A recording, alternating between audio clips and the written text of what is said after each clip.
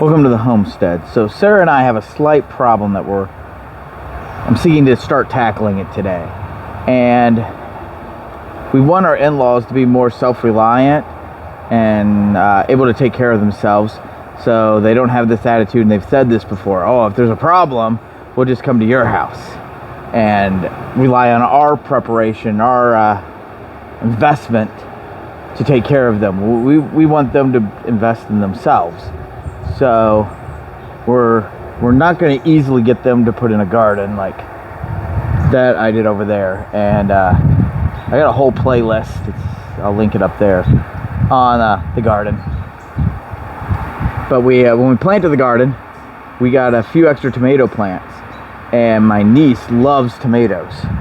So what we're going to do is give them some buckets, self-watering buckets, to plant the tomatoes in, and then that will help maybe motivate them and want them to put in a garden when they see how easy it can be, and it's not as much work as they imagine it being, and that's one step closer to them being more prepared and more self-sufficient, self-reliant, and get them away from wanting to depend on us in an emergency. So let's get this bucket built. That's enough of an intro for today. We're going to be using these soy sauce buckets we got from a Chinese restaurant. They're food grade and only $3. You just got to make sure you rinse them off really, really well. And the first thing we need to do is, so these are going to be self-watering. So this one's going to be flipped up inside of another bucket. This one's going to be where the dirt is and the plant is.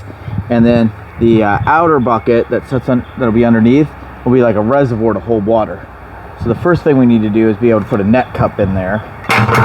Now, if you don't have net cups or can't get them for whatever reason, I've used solo cups and just took a knife and cut slits in it before.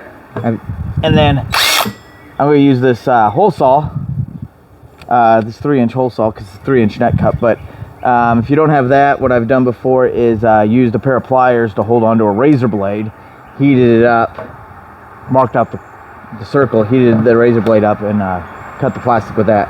Whatever you can do it. Don't let not having the right tools and right stuff be an excuse. Just get stuff done. So I'm going to do it on one side.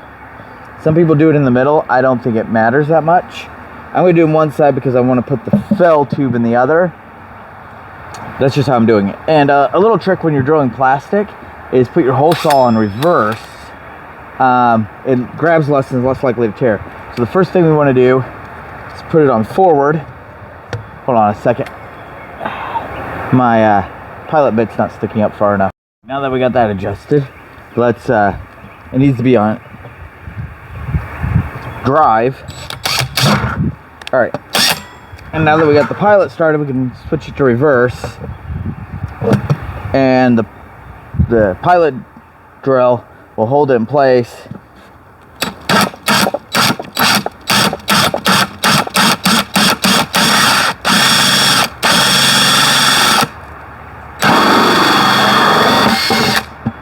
There we go.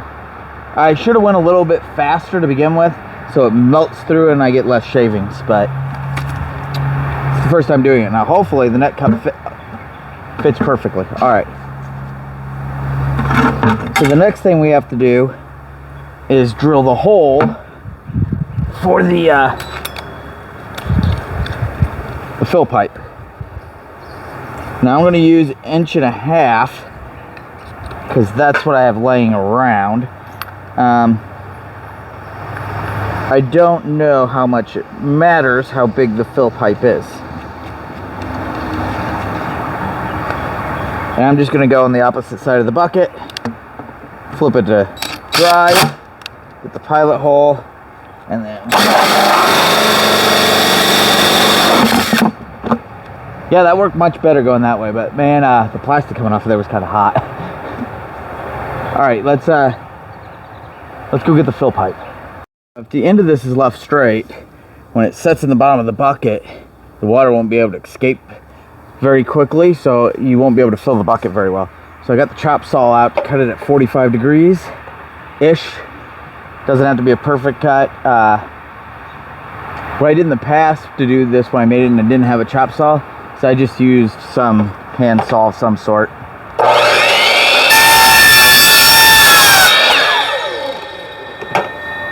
Alright. I'm not a fan of all these plastic shavings everywhere, but all over the homestead, but you gotta deal with what you got. In the long run, it won't make that big a difference. The amount of that we're increasing the soil quality and stuff will offset the little bit of plastic gunk. And unfortunately, we live in the modern world where the plastic gunk's just part of life.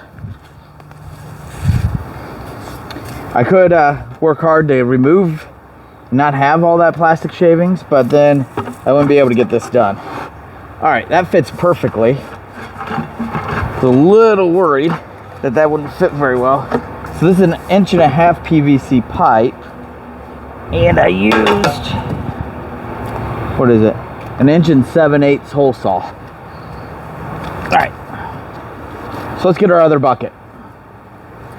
Now the reason we want these buckets to be self-watering is to help regulate or help supply a source of water, because there's not going to be 5 gallons of soil isn't going to hold much water, so it'll dry out pretty quick. So if we can add another gallon or so of water to the bottom, it'll help prevent that. You still might have to water daily, every few days, depending on the weather. But having it set up like this gives us 2 problems. One, when it rains, well, the biggest problem is when it rains, the water is going to fill up in the bucket, and it's going to oversaturate the soil and get soggy and nasty and go anaerobic because it can't drain into the bottom very well. So first thing we got to do is drill a few holes in the bottom of this bucket. So I got the spade, or the unibit or omnibit or what, step drill bit, whatever the heck you want to call them. Now I'm going to drill holes about 1/4 inch or so. If you don't have one of these, use a regular drill bit, or you can use just a coat hanger. Heat up the coat hanger and poke holes. I don't think I need very many holes, so I'm just going to drill a handful of them. And make sure to get, or an easy way to get rid of these, the plastic that gets snagged on them, is to, after you drill the hole, switch it over to reverse, and that cuts off the plastic.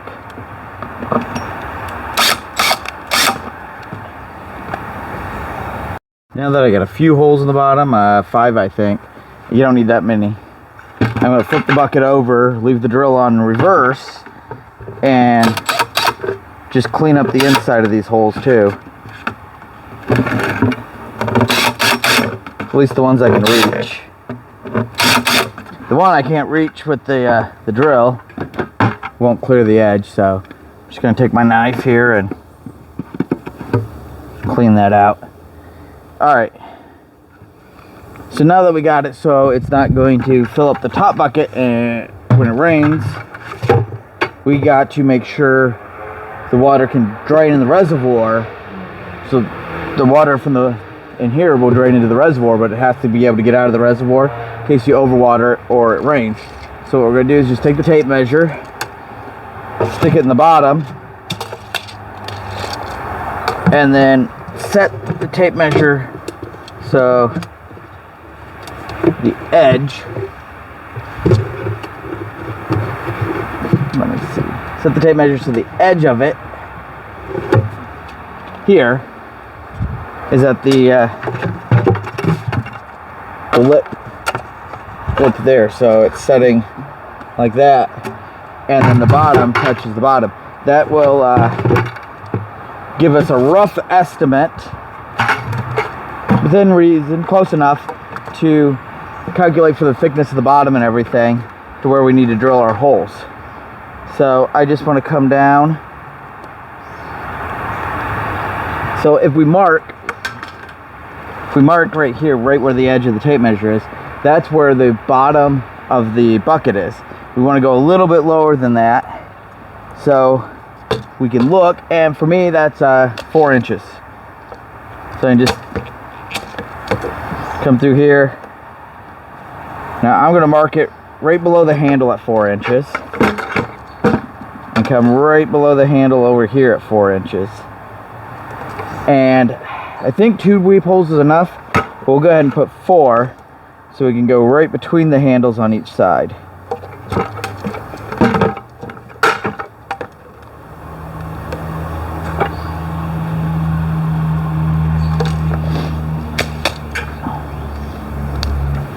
And this just happens to be a 1/2 inch. 1/2 inch is the biggest setting on that one. So this is what I'm going to use. Use what, it doesn't have to be perfect. Use what you got.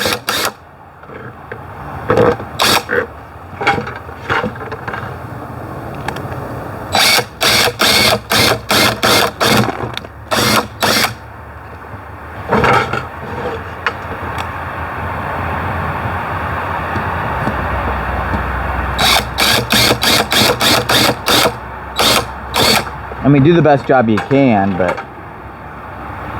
don't let perfect be the enemy of good. Now we're just going to clean up the inside of those real quick.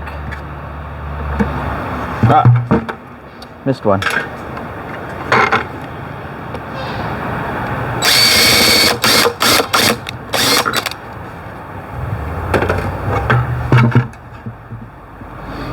All right. Now all we gotta do is start putting it together. So this bucket goes inside this bucket. Now we need our wicking basket. So what I did for that is used these expanded clay shells. I forget, our ball things. They're used for our aquaponics and hydroponics. I forget what they're called.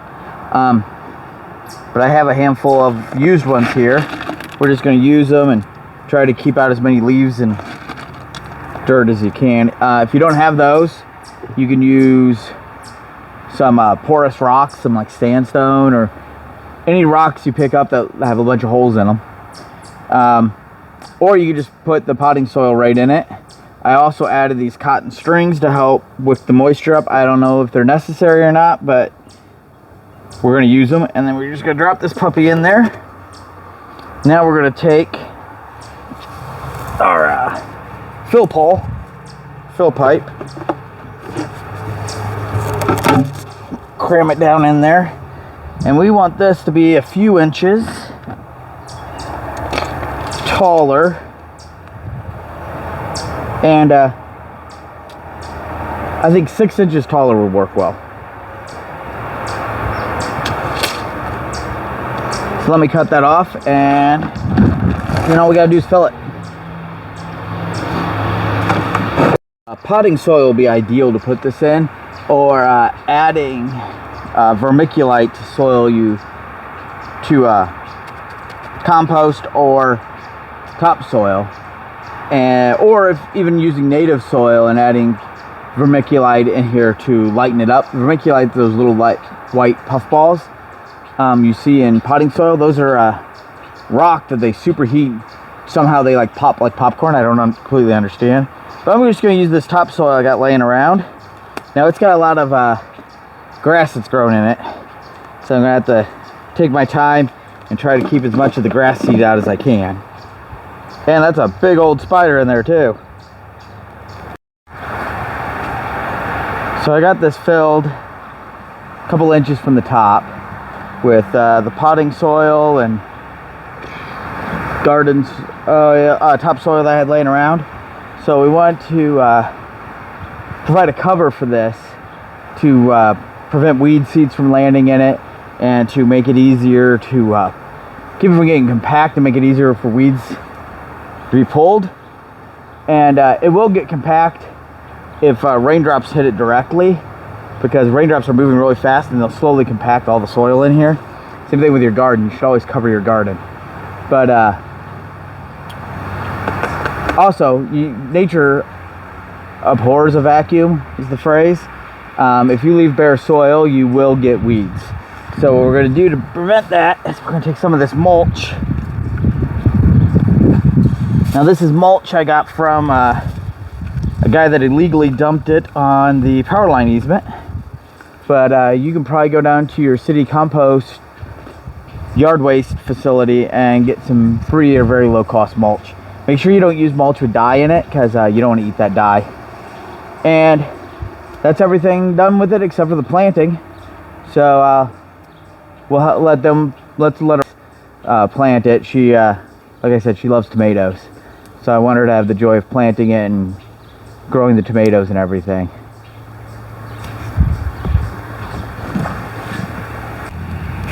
Alright, so I'll move the mulch out of the way for you. Grab the little shovel. Alright, before we do that, we gotta take the oh, this is my niece. She's really likes the tomatoes, so she's gonna be the one doing most of the taking care of the tomato plants. Alright, so we're gonna make the roots a little fuzzy. Alright, now stick the shovel in and like wiggle it around. Here, hold on a second. If we stab it in right here in the middle, we can wiggle it back and forth some and make a hole. So wiggle it around to make, there we go. Now we can just get down in the, and tomatoes you can bury pretty deep. It won't hurt them. Some plants you can't bury very deep. And then we'll get you a tomato cage to go with it. Alright, let's get the next one planted. Alright, so when we take these to your house, we'll have to water them a little bit on top to get them started. Okay. But after that, you just pour water down the pipe until the water comes out these holes in the bottom. Where that bug's crawling out. And then what that does is it fills the bottom up here with water. And then inside the bottom, see this little basket? Yeah. That'll set in the water and it'll help soak the water up into the bottom. So once the dirt in here gets enough water in it, it won't suck up any more water. But then when the plant needs more water, it'll just suck it up out of the bottom all by itself. Oh. The reason you gotta do that in little things like this is because there's not enough dirt in here to hold enough water. Yeah. And you'd have to water it like 3 or 4 times a day. Oh. But if you have the water down here, when it's really hot, it has a gallon or so of water to self-water. So if you like this kind of stuff, you know, do the YouTube thing, like, subscribe. If you like homesteading and gardening and preparedness videos and stuff like that, join the conversation over on Telegram. It's t.me/prepare-to-prosper, or just search in Telegram for Prepare to Prosper. You'll find me. I'll put a link in the description too. And remember, we prepare today so you can prosper tomorrow.